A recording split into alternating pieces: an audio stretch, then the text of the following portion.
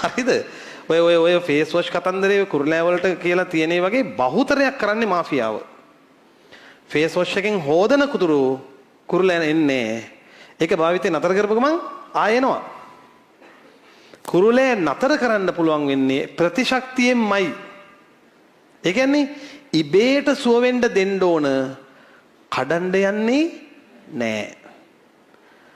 මේක සරව ඇවිල්ලා තියෙද්දි කැඩුවා වුණත් එතන ඉන්න ශුද්‍ර ජීවීන් අගේ ගෑ වෙනවා. පේන්නේ නෑනේ.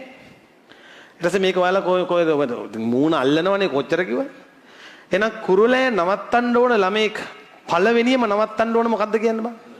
කුරුලෑ කඩන එක ඊටත් කලින් නවත්තන්න ඕන දේ දන්නවද? නිකන් තියෙද්දි මූණ අල්ලන එක. ඔන්න කුරුලෑ නවත්තන්න තියෙන හොඳම විසඳුම. නිකන් ඉන්න ගමන් මූණ අල්ලන්න එපා. ඊළඟට ටැප් එකක් හම්බෙච්ච ගමන් අර කළු කපුට නානවා වගේ මෙහෙම ඉහ ගන්න එපා. පිස්සුද? එතකොට අර ශුද්‍ර ජීවීන්ට උමනා තෙතමනේ මේ දෙන්නේ. සබන් ගන්නෙත් නෑ, මොකොත් ගන්න නෑ. මෙහෙම කළා හම්මේ ගාලා නයිජීරියාවේ ඉන්නේ. ඉවසන්න ඕන. හොදනව නම් හොදන්න ඕන මොන හරි දාලා සබන් හරි මොන හරි දාලා හොදන්න. ඒක කරන්න ඕන උදේ නාන්න යනකොටයි හවස නින්දට යනකොටයි. මූණ හොදලා ගියාම හරි. තේරුණාද? හරි විදිහට කරන්න ඒක. ඊට පස්සේ කුරුලෑ කඩන්න එපා. කඩපු ගමන් මේක ස්ප්‍රෙඩ් වෙනවා. හරි?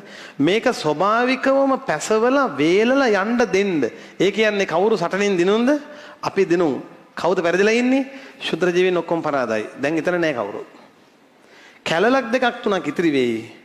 ඒවා පසු කාලේ එනවා හිමිට නැති වෙලා යනවා. මොකද කැලල් කළ ඉතුරු වෙන්නේ අර සටනේ මෙරිච්ච රුධිරාණු. තේරුණාද? ඒවා මහා භක්ෂාණු විසින් ටික ටික කාලා ඉවර කරනවා. ඒකයි මේ කළු ඩොට් එක ටික අඩු වෙලා නැති වෙලා යන්නේ. පැහැදිලිද? ඔන්න කුරුලෑ කේස් එක ගැන කිව්වා. හරි මූණ අල්ලන්න එපා, අනිත් අත අල්ලන්න දෙන්නත් එපා.